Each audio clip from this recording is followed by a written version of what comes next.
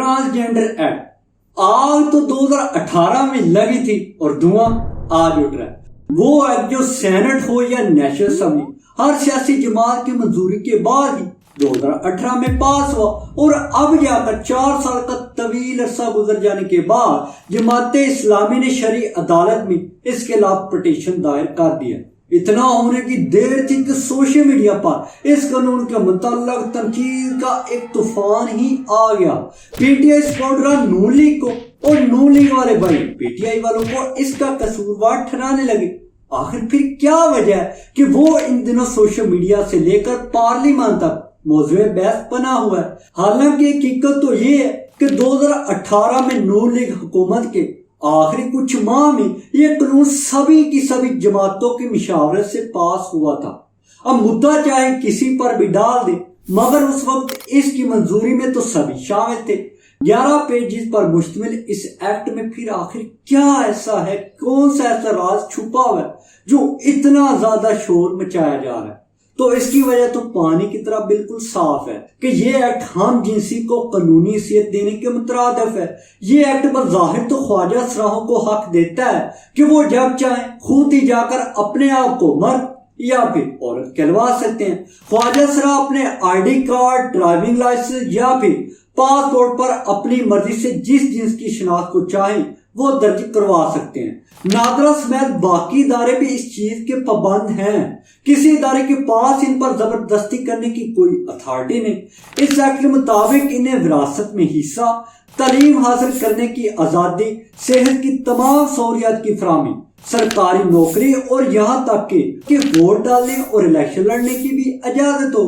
Long story short के वो तमाम हकूक जो एक आम पाकिस्तानी शहरी को हासिल है वही इनको हासिल होंगे। वैसे आपस की बात है, ये बुनियादी हकूक तो आम एक पाकिस्तानी को भी कहाँ हासिल है। यहाँ कोई भूख से मर रहा है तो कोई अच्छा इलाज ना मिलने की वजह से, और कोई सरकारी नौकरी ना मिलने का रोना ही रो रहा है। चलो खैर आगे बढ़ते हैं। हकूक की हद तक तो एक्ट ठीक ठाक ही दिखाई देता है, मगर गड़बड़ तो आगे की शिक्कों से शुरू हो जाती है, जहाँ ख्वाजा सराओं की 3 कैटेगरीज बयान की गई हैं। पहले नंबर पर इनमें इंटरसेक्स वाले ख्वाजा सरा आते हैं जो मर्द और औरत दोनों की खसूसियात रखते हैं।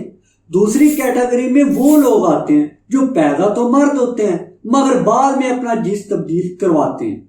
जबकि तीसरी कैटेगरी उन लोगों की है जो बचपन में अगर मर्द पैदा हो तो खुद को औरत होने का दावा कर दे, या फिर औरत हो तो वो मर्द जाहिर कर दे। मामला तो अब जाकर हाईलाइट हुआ है, मगर जमात इस्लामी से पहले भी शरई कोर्ट में हुसैन नामी शहरी ने ट्रांसजेंडर एक्ट के खिलाफ दरखास्त दायर की थी।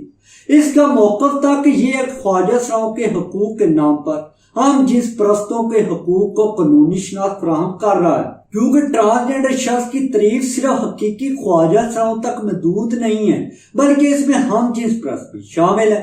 जमात इस्लामी के वकील ने शरई कोर्ट में इंटरसेक्स के हवाले से कहा कि अगरचा इस्लाम में ये गुंजाइश तो मौजूद है कि अगर कोई इंटरसेक्स शख्स में मर्द वाली खसूसियात ज्यादा हो तो इसे मर्द और औरत वाली ज्यादा हो तो उसे ऑपरेट करके औरत बनाया जा सकता है, मगर उसकी अपनी मर्जी से नहीं, जब चाहे जो चाहे बन जाए, बल्कि मेडिकल पैनल की राय के बाद ही ऐसा होना चाहिए। इस कानून के बाद 40,000 लोग नादरा के जरिए अपना जिन्स चेंज करवा चुके हैं, जिससे मुआशरा बुराइयों के अंधेरे की जानिब बढ़ता जा रहा है। जबकि किसी भी इंसान को मर्द या औरत बनाने का इख्तियार तो सिर्फ अल्लाह के पास है। इस नेचुरल प्रोसेस में तब्दीली लाने वाले हम होते ही कौन है?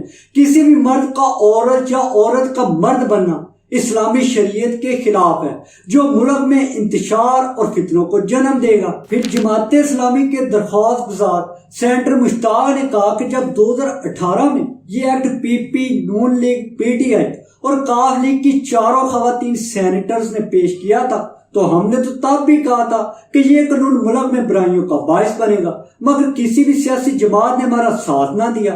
تب ہمارے پاس اکثریت نہ ہونے کی وجہ سے ہی ہم اس بل کو پاس ہونے سے نہیں روک سکے تھے۔ اب مسئلہ یہ ہے کہ جماعت اسلامی کہتی ہے جو شقیں اسلام کے اصولوں کے خلاف ہیں، ان شقوں کو اسلامی علماء قانون سازوں اور اسلامی نظریاتی کونسل کی رہنمائی سے ترمیم کروائی جائے، جبکہ پی پی اے کی سابق سینیٹر فرحت اللہ بابر فرما رہے ہیں نہیں جی، قانون بناتے وقت اسلامی نظریاتی کونسل سمیت سب کی مشاورت لی گئی تھی، جس پر اسلامی کونسل نے کوئی بھی سوال نہیں اٹھایا تھا۔ اس لیے یہ کہنا کہ پارلیمان نے اسلام مخالف قانون بنایا، یہ باتیں بے بنیاد ہیں۔ پر اسلامی کونسل کے چیئرمین تو کچھ اور ہی کہہ رہے ہیں۔ ان کا کہنا ہے کہ ہم نے تو اسلام مخالف دفعات کو ٹھیک کرنے کی سفارش کی تھی مگر ان کو دور ہی نہیں کیا گیا۔ تو وہی اس ایکٹ پر تو وزیر اعظم کے اسپیشل اسسٹنٹ مذہبی امور اور پاکستان علماء کے چیئرمین حافظ محمد طاہر کہہ رہے ہیں کہ ان دفعات کو اسلامی نظریاتی کونسل میں بیچ کر ٹھیک کرنے کی ضرورت موجود ہے۔ اس وقت ٹرانسجنڈر حقوق کی آڑ میں ہم جنس پرستی کو پروموٹ کرنے والوں کا کہنا ہے کہ یہ قانون نہ تو اسلام مخالف ہے اور نہ ہی ہم جنس پرستی کے بارے میں، یہ ساری کی ساری من گھڑت کہانی ہے۔ اور میرے جیسے کا کہنا ہے کہ یہ اسلامی روح سے درست ہی نہیں ہے۔ ہمارے مان کا لیول تو یہ ہو چکا ہے کہ تمام سیاسی جماعتوں کے ورکرز اور ان کے سپورٹران ایک دوسرے پر ملبہ ڈالنے کی کوشش کر رہے ہیں۔ تو میرا یہ سوال ہے کہ کیا ان لوگوں کا خدا اللہ پاک کی ذات ہے یا وہ سیاسی لیڈر جن کو یہ اس وقت بھی ڈیفینڈ کرنے میں لگے ہوئے ہیں؟ ملک تو سیلاب سے پہلے ہی ڈوبا ہوا ہے، اب کیا ہم قوم لوط کا عذاب بھی چاہتے ہیں؟ تو اسی بات کے ساتھ اب میں آپ سے اجازت چاہوں گا۔ دیکھتے رہیے تیزش کو اور چینل کو سبسکرائب کر لیں اور ویڈیو کو لائک بھی کر لیں۔ شکریہ۔ پاکستان۔